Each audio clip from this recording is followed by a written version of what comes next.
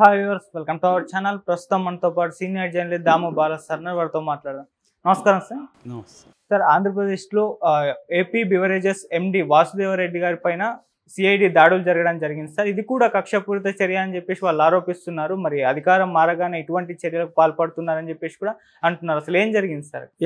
ఈ సంఘటన చూసినప్పుడు నాకు రెండు కాన్సెప్ట్లు గుర్తుకొచ్చాయి. ఒకటి డిజావ్ అంటే ఫ్రెంచ్ వర్డ్. అది డిజావ్ అంటే ఒక అనుభవాన్ని గతంలోనే అనుభవించేసినట్టుగా మనకి ఫీలింగ్ ఉంటుంది. సో మొన్నటి వరకు మనం సిఐడి తెలుగుదేశం వాళ్ళ మీద దాడులు చేయడం, రామోజీరావు ఆఫీసులో దాడి చేయడం, ఇవన్నీ చూసాం. ఇప్పుడు అదే సిఐడి వైసీపీ అధికారుల మీద దాడులు చేయడం మొదలైంది. దీన్ని డిజావు అంటారు. అంటే గతంలో చూసినట్టే అనిపిస్తుంది. జస్ట్ సింపుల్ చేంజ్ అంతే. Same CID, same bureaucrats. కాకపోతే బ్యూరోక్రాట్స్ పర్సన్స్ మారారు, సిఐడి మాత్రం సేమ్ సిఐడి యజమానులు మారారు. ఇంతే జరుగుతుంది. అట్లాగే రెండో కాన్సెప్ట్, మామూలుగా మనకి రెవెంజ్ గురించి ఒక ట్రెడిషనల్గా ఒక సూక్తి ఉంది. అదేమంటే revenge is the dish best served cold అని. అంటే రెవెంజ్ అనేది ఒక ఫుడ్ అనుకుంటే, ఫుడ్ ఐటమ్, ఎనీ డిష్ అనుకుంటే దాన్ని చల్లార్చి అప్పుడు సర్వ్ చేస్తే అది మంచి టేస్ట్ ఉంటుందని. అంటే రివెంజ్ని ఇమీడియట్గా ఎవరైనా మనకి హాని చేస్తే మనం ఇమీడియట్గా వాళ్ళకి రిటాలియేట్ అయ్యి వాళ్ళకి హాని చేయకుండా బాగా టైం తీసుకొని అదును చూసి అప్పుడు ఆదమరిచుంటారు. అప్పుడు దెబ్బ కొడితే అది బాగుంటుంది అనేది అనేక గ్యాంగ్స్టర్ మాఫియా సినిమాల్లో ఉంటుంది. గాడ్ ఫాదర్లో ఇది వెరీ పాపులర్ డైలాగు. కానీ ఇక్కడ తెలుగుదేశం విషయానికి వస్తే వాళ్ళు ఈ సూక్తిని పాటిస్తున్నట్లేదు. వాళ్ళకి revenge is the dish best served hot అని మారింది ఇక్కడ. అంటే ఇంకా ప్రమాణ స్వీకారం చేయలేదు, అప్పుడే రివెంజ్ స్టార్ట్ అయిపోయింది. ఒక పక్కేమో కింది స్థాయిలో దాడులు మొదలుపెట్టారు. ఈరోజు కూడా 2-3 ఫోటోలు చూశాను. ఎన్టీఆర్ జిల్లాలో సచివాలయాన్ని వాళ్ళు పగలగొట్టారు. సో కొంతమంది నాయకుల కార్లు, వాళ్ళ ఇండ్లు, నాయకుల మీద దాడులు, కార్యకర్తల మీద దాడులు, ఇవన్నీ ఒకవైపు జరుగుతున్నాయి. రెండో వైపు లోకేష్ రంగంలోకి దిగినట్టుగా మనకు కనబడుతుంది. చంద్రబాబు కూడా గ్రీన్ సిగ్నల్ ఇచ్చినట్టు కనబడుతుంది. సో సిట్ అధికారి ఎవరైతే ఉన్నారో కొల్లి రఘునాథ్ రెడ్డి, ఆయన్ని పక్కన పెట్టేశారు. సో ఇప్పుడు సిఐడిని రంగంలో దించారు. ఇక్కడ హైదరాబాదులో దొంతిరెడ్డి వాసుదేవరెడ్డి అని ఏపీ బివరేజెస్ కార్పొరేషన్, ఏపీఎస్బిసిఎల్ అంటారు. ఏపీఎస్బిసిఎల్ అంటే Andhra Pradesh state beverages corporation limited. దాని ఎండి లేదా కమిషనరు ఆయన దొంతిరెడ్డి వాసుదేవరెడ్డి. ఆయన యాక్చువల్గా చంద్రబాబు గవర్నమెంట్ మారగానే, అంటే తెలుగుదేశం రాగానే ఆయన వెళ్ళి సిఎస్ను రిలీవ్ చేయమని కోరుకున్నాడు. కానీ చంద్రబాబు దాన్ని ఆపేశాడు, రిలీవ్ చేయలేదు. సో ఇప్పుడు వాళ్ళ ఇంటి మీద, ఇక్కడ నానకరాంగూడలో వాళ్ళ ఇల్లు ఉంది, వాళ్ళ ఇంటి మీదకి ఈరోజు సిఐడి పోలీసులు అటాక్ చేసి ప్రస్తుతం ఇంట్లో సోదాలు జరుపుతున్నారు. అంటే ఎందుకు ఈయన మీద పడ్డారు అంటే ఇప్పుడు ఇది కూడా డిజావ్ ఫీలింగే. గతంలో ఏ స్కాముల్లో చంద్రబాబుని ఇరికిచ్చి చంద్రబాబు మీద సిఐడి కేసులు పెట్టించారో అదే స్కాములు ఇప్పుడు రివర్స్. మనకి ఐరనీ అంటారు ఇంగ్లీష్లో. ఐరనీ అంటే ఒక విచిత్రమైన పరిస్థితి. సో ఇదే వాసుదేవరెడ్డి ఒక 6 నెలల ముందు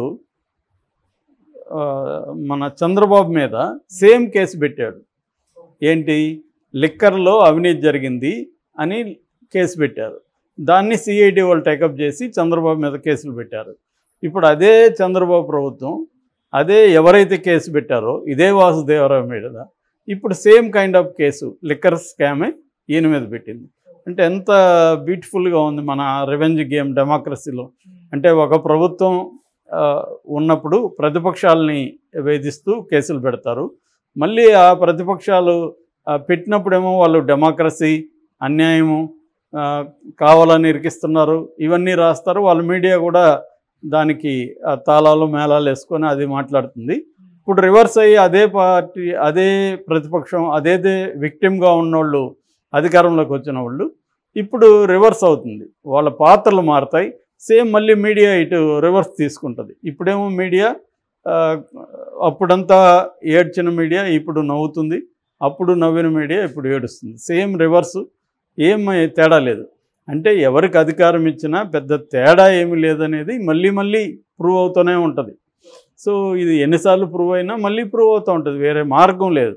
ఇది ఒక విసియస్ సర్కిల్. సో ఈయన అప్పుడు చంద్రబాబు మీద పెట్టిన ఆరోపణలు ఏంటి, ఇల్లీగల్గా లిక్కర్ లైసెన్సులు ఇష్యూ చేశారు, అట్లాగే ప్రివిలేజ్ ఫీని రిమూవ్ చేశాడు. ప్రివిలేజ్ ఫీ 8% ఉండేది, దాంతోపాటు అవుట్పుట్ మీద అంటే సేల్స్ అవుట్పుట్ మీద వ్యాట్ ట్యాక్స్ ఉండేది. ఈ రెండింటిని తీసేశాడు చంద్రబాబు వాళ్ళకు అనుకూలంగా ఆ పార్టీలకి. అట్లాగే అండ్యూ ఫేవర్ చేశారు, కొంతమందికి లిక్కర్ లైసెన్సులు ఇవ్వడం, కొన్ని డిస్టిలరీస్కి లైసెన్సులు ఇవ్వడం అనేది ఫేవర్ చేశాడని చంద్రబాబు మీద పెట్టారు. సేమ్ కైండ్ ఆఫ్ సెక్షన్లు, సేమ్ కైండ్ ఆఫ్ ఆరోపణలు ఈ దొంతిరెడ్డి వాసుదేవరెడ్డి మీద ఇప్పుడు సిఐడి ఆరోపించింది. అంటే వీళ్ళేమీ కొత్తగా ఇన్నోవేటివ్ క్రియేటివ్గా కూడా థింక్ చేయాల్సిన అవసరం లేదు. తెలుగుదేశం వాళ్ళు గతంలో వైసీపీ తమ మీద ఏమేమి కేసులు పెట్టారో రివర్స్లో అదే సిఐడి వాళ్ళకి ఆల్రెడీ తెలుసు కేసులు ఎలా పెట్టాలో. మీరు ఆ పలానా వాళ్ళ మీద పెట్టండి అని చెప్పేస్తే చాలు, ఇంకేమి కూడా డైరెక్షన్స్ కూడా ఇవ్వాల్సిన మళ్ళీ పలానా వాళ్ళ మీద అప్పుడు ఏం పెట్టారో అది రివర్స్ పెట్టండి రా అంటే సరిపోయింది. సో ఇప్పుడు రివర్స్లో హంటింగ్ స్టార్ట్ అయింది సిఐడి. ఇది ఇంకొకటి కూడా మనం ప్యారలల్గా చూడొచ్చు. ఇక్కడ రేవంత్ రెడ్డి ప్రభుత్వం కూడా సిమిలర్గానే ప్రవర్తిస్తుంది. రేవంత్ రెడ్డి ప్రభుత్వం కొద్దిగా గవర్నమెంట్ ఫామ్ అయ్యే వరకు ఆగింది, అక్కడ ఆగడానికి కూడా వాళ్ళకి అంత ఓపిక కూడా లేదు. అంటే 12వ తేదీ వరకు ఆగాలన్నా మేము అని వాళ్ళు అనుకుంటున్నారు. అంటే ఆవురావురమని ఉన్నారు, ఎప్పుడెప్పుడు మన దగ్గరికి పవర్ వస్తుంది. ఇంకా పవర్ అఫిషియల్గా రాకపోయినా అధికారులంతా వీళ్ళ మాట వింటారు. కాబట్టి యాక్చువల్గా ఇప్పుడు చెప్పాలంటే ఆపద్ధర్మ ప్రభుత్వం, ఆపద్ధర్మ ముఖ్యమంత్రి జగన్. కానీ జగన్ మాట ఏ అధికారి వినడం ఇవాళ. చంద్రబాబు మాట అందరూ వింటారు, చంద్రబాబు ఇంకా ఛార్జ్ తీసుకోకపోయినా. So this is beautiful democracy. So Revanth Reddy కూడా ఇదే చేస్తున్నాడు. ముందు అధికారుల మీద కేసులు పెట్టి తర్వాత అధికారులను ఇన్వాల్వ్ చేసి అధికారులను జైలుకి పంపించి అధికారుల కన్ఫెషన్ రిపోర్ట్లో లీక్ చేస్తూ మెల్లమెల్లగా వెళ్తున్నాడు రేవంత్ రెడ్డి. ఒక స్టెప్ బై స్టెప్ వెళ్తున్నాడు. చంద్రబాబుకు అవసరం లేదు, ఎందుకంటే చంద్రబాబు చాలా వేగంగా కదులుతున్నాడు. రాజకీయ నాయకుల మీద కూడా వెళ్తుంది. ఆల్రెడీ బొత్స సత్యనారాయణ కూడా అరెస్ట్ చేయబోతున్నారని ఈరోజు న్యూస్ రాశారు. వీళ్ళకి చంద్రబాబుకి ఒక మెథడ్ ఉంటుంది, అదేంటంటే ముందుగా మీడియా రాస్తుంది వార్తలు, ఆ తర్వాత ప్రభుత్వం రంగంలోకి దిగుతుంది. మీడియా ఒక కుంభకోణం అంటుంది, ఇమ్మీడియట్గా వీళ్ళు వెళ్ళి చేస్తారు. ఇదొక ప్యాటర్న్ ఉంటుంది చంద్రబాబు నాయుడికి, ఆయనకి మీడియాకి మధ్య ఈ కైండ్ ఆఫ్ అండర్స్టాండింగ్తో నడుస్తుంటారు. అంటే మీడియా వాళ్ళ తెలుగుదేశం నాయకులు ఆరోపణలు, ప్రభుత్వ యంత్రాంగం రంగంలోకి దిగడం. సో ఇప్పుడైతే అది కూడా జరగలేదు. ఇమ్మీడియట్గా దీన్ని ఎవరు ఎక్స్పెక్ట్ చేయలేదు, ఎవరు రాయలేదు. వాసుదేవరెడ్డి 2-3 రోజులకు ముందు మీడియా రాసింది ఏమని, ఆయన రిలీవ్ అయ్యి వెళ్ళాలనుకుంటున్నాడు అని. అంతే సడన్గా ఈరోజు దీని మీద స్టార్ట్ అయింది. మరి దీన్ని ఇంకా జగన్ ఇంకా పేరు పెట్టలేదు, మెల్లమెల్లగా చేరుస్తారు. ఎఫ్ఐఆర్ కూడా అయిందా లేదు తెలీదు. ఏదేమైనా రైడ్లు జరిగాయి. సో ఆ డాక్యుమెంట్స్ అవన్నీ తీసుకుంటారు. దీంట్లో కూడా ఆరోపణలు ఏంటంటే వైసీపీ వాళ్ళకి చెందిన వాళ్ళకే కొన్ని రకాల డిస్టిలరీస్ లైసెన్సులు ఇచ్చారని. గతంలో కూడా మనకి ఎస్పీవై అని మన పైపులు ఇవి ఉన్నాయి, అగ్రో లిమిటెడ్ వాళ్ళు కర్నూలు. సో వాళ్ళకి లైసెన్సులు ఇచ్చారు చంద్రబాబు అనేది అప్పుడు చంద్రబాబు మీద మద్యం కుంభకోణం కేసు. ఇప్పుడు అదే మద్యం కుంభకోణం కేసు జగన్ మీద పెట్టబోతున్నారు. దానికి లీడ్గా వాసుదేవరెడ్డి మీద దాడులు చేస్తారు.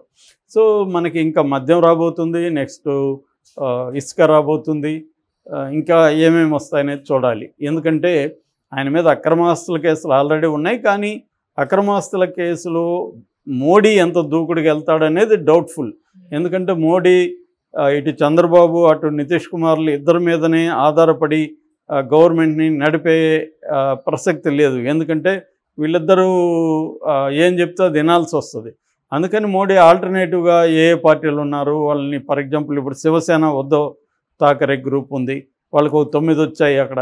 వాళ్ళని కలుపుకునే పరిస్థితి కనిపిస్తుందని పుకార్లు వ్యాపించాయి. ఎందుకంటే మహారాష్ట్రలో త్వరలో ఎన్నికలు రాబోతున్నాయి.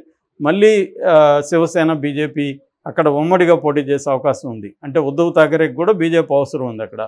కాబట్టి బీజేపీ నుంచి ఆ 9 అటు వెళ్ళొచ్చు అకౌంట్లకి. అట్లాగే జగన్ 4 కావాలి. ఇట్లా ఆల్టర్నేటివ్గా కూడా చూసుకుంటున్నారు వాళ్ళు ఆల్టర్నేటివ్గా. ఎందుకంటే రేపు పొద్దున్న నితీష్ కుమార్, చంద్రబాబు బయటికి వెళ్ళారనుకో, సో వాళ్ళకి గవర్నమెంట్ కూలిపోతుంది. అది కూలిపోకుండా వేరే సోర్సెస్ కావాలి. ఆ క్రమంలో జగన్ని వాళ్ళు సేవ్ చేయొచ్చు, కానీ రాష్ట్రంలో సేవ్ చేయలేరు వాళ్ళు. చంద్రబాబు రాష్ట్రంలో సిఐడి ఎట్లాగైతే జగన్ ఉపయోగించుకున్నాడో అదే పద్ధతిలో ఇప్పుడు చంద్రబాబు కూడా